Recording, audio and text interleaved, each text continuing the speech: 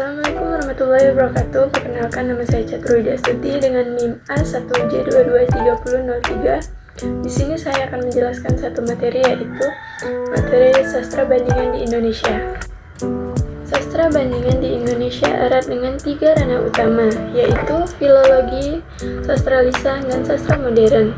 Dalam kajian filologi, penelitian terhadap naskah kuno Nusantara menunjukkan adanya interaksi lintas budaya yang memperkaya tradisi lokal.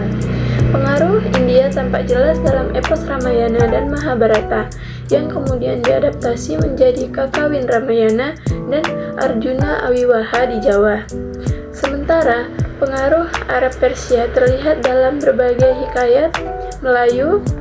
Melalui kajian bandingan, filologi berupaya menelusuri asal-usul penyebaran dan transformasi teks sehingga memperlihatkan posisi sastra Indonesia dalam jaringan sastra dunia. Dalam ranah sastra lisan, Indonesia memiliki ribuan cerita rakyat, mite, legenda, dan pantun yang tersebar di berbagai daerah. Kajian sastra bandingan berperan penting untuk mengungkap persamaan dan perbedaan, motif, tema, serta nilai budaya antar kerangka cerita rakyat Nusantara maupun dengan tradisi lain di dunia. Misalnya, kisah Malin Kundang dari Sumatera memiliki kemiripan dengan cerita Si Tanggang dari Malaysia, atau legenda Sang Kuryang yang dapat dibandingkan dengan tragedi Oedipus dari Yunani. Hal ini menunjukkan bahwa sastra lisan Indonesia tidak berdiri sendiri, melainkan bagian dari tradisi universal yang saling berinteraksi.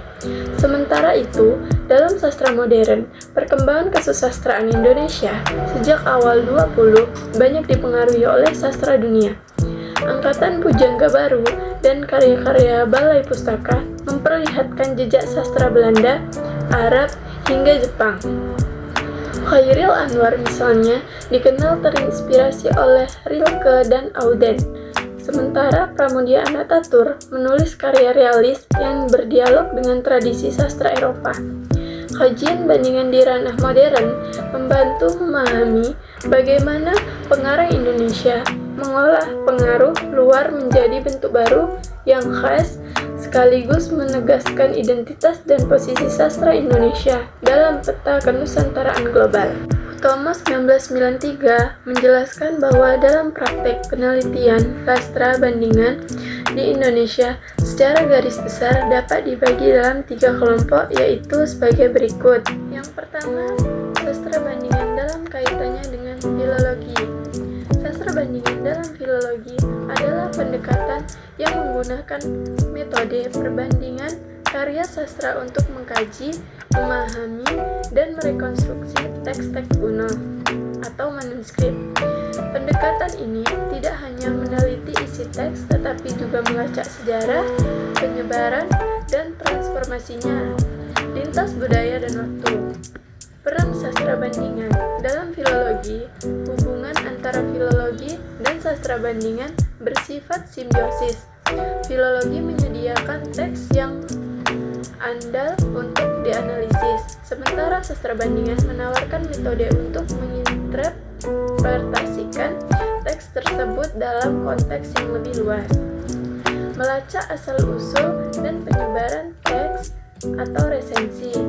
Dengan membandingkan berbagai versi resensi atau naskah yang sama dari lokasi berbeda, filologi bisa memetakan jejak penyalinan dan penyebaran, kemiripan alur tokoh atau motif antara sebuah hikayat di Nusantara dengan wiracarita dari India, misalnya dapat menunjukkan adanya proses penerimaan, saduran, atau pengaruh.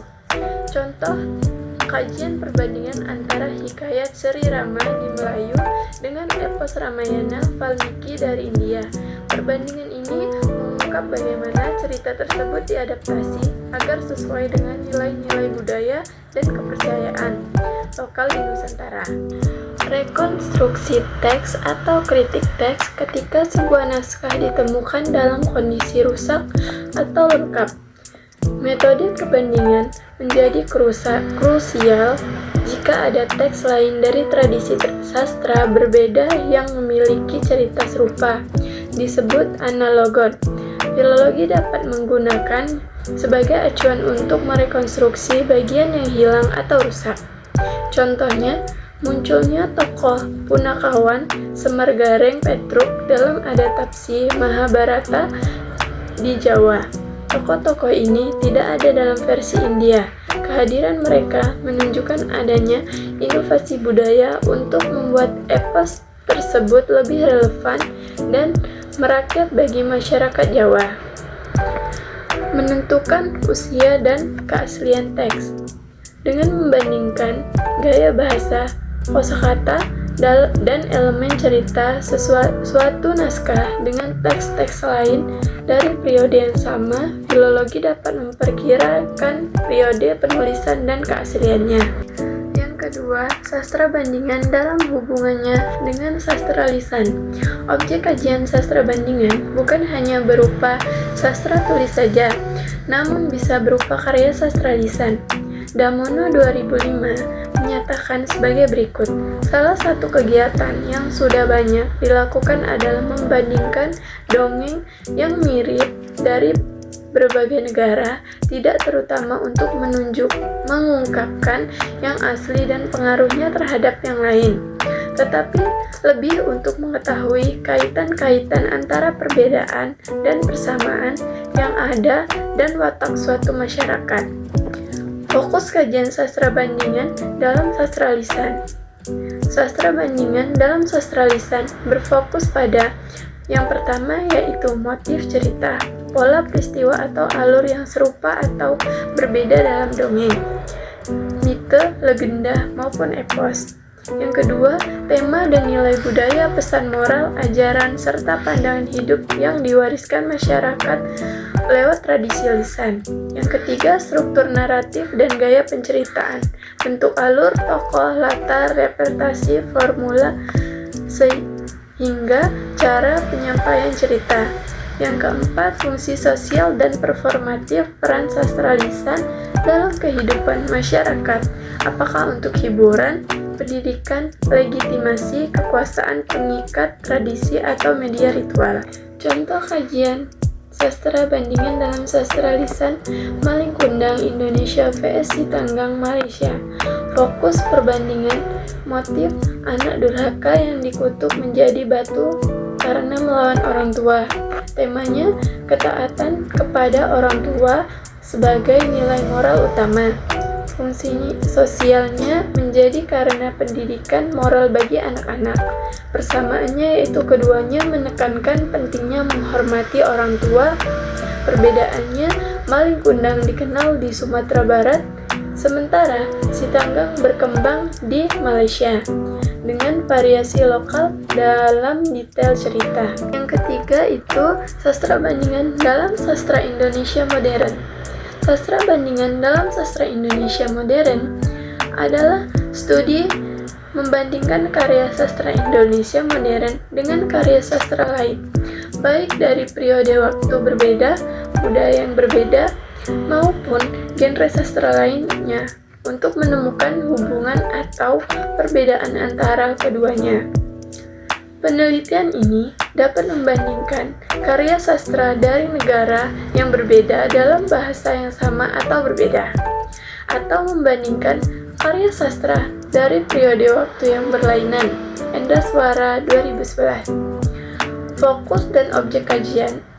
Yang pertama, perbandingan lintas waktu.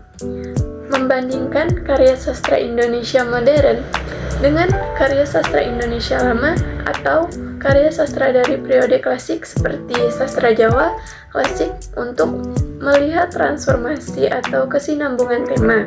Yang kedua, perbandingan lintas budaya. Membandingkan karya sastra Indonesia dengan karya sastra dari negara lainnya untuk mengkaji representasi budaya atau pengaruh timbal balik antara budaya. Yang ketiga, perbandingan antara genre. Membandingkan berbagai jenis karya sastra modern seperti puisi dengan novel atau cerpen dengan drama. Yang keempat, perbandingan sastra dan bidang lain. Membandingkan sastra dengan bidang non-sastra seperti sejarah, agama, atau filsafat yang masih memiliki hubungan dengan karya sastra. Kajian sastra bandingan dalam sastra Indonesia modern. Yang pertama, puisi Chairil Anwar, penyair modernis barat Rilke Auden. Ada pengaruh gaya bebas dan pencarian eksistensial. Yang kedua, novel Bumi Manusia Pramudia Anantatur dengan Les Miserables Victor Hugo, sama-sama menyoroti ketidakadilan sosial.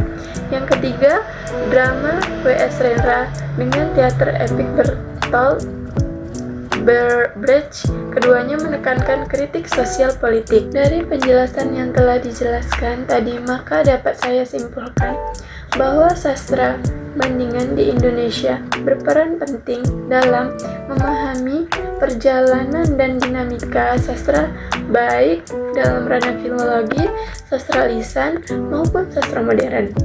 Dalam filologi, sastra bandingan membantu menelusuri asal-usul dan perkembangan naskah kuno yang dipengaruhi budaya asing, seperti India, Arab, dan Eropa, sehingga memperlihatkan keterhubungan sastra Nusantara dengan tradisi dunia.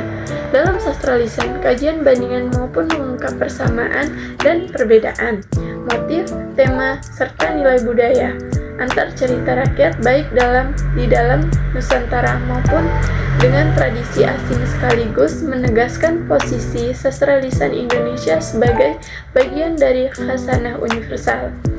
Sementara itu, dalam sastra modern, sastra bandingan menunjukkan bagaimana pengarang Indonesia mengolah pengaruh luar menjadi karya yang khas, sekaligus meneguhkan identitas nasional dalam percaturan sastra global.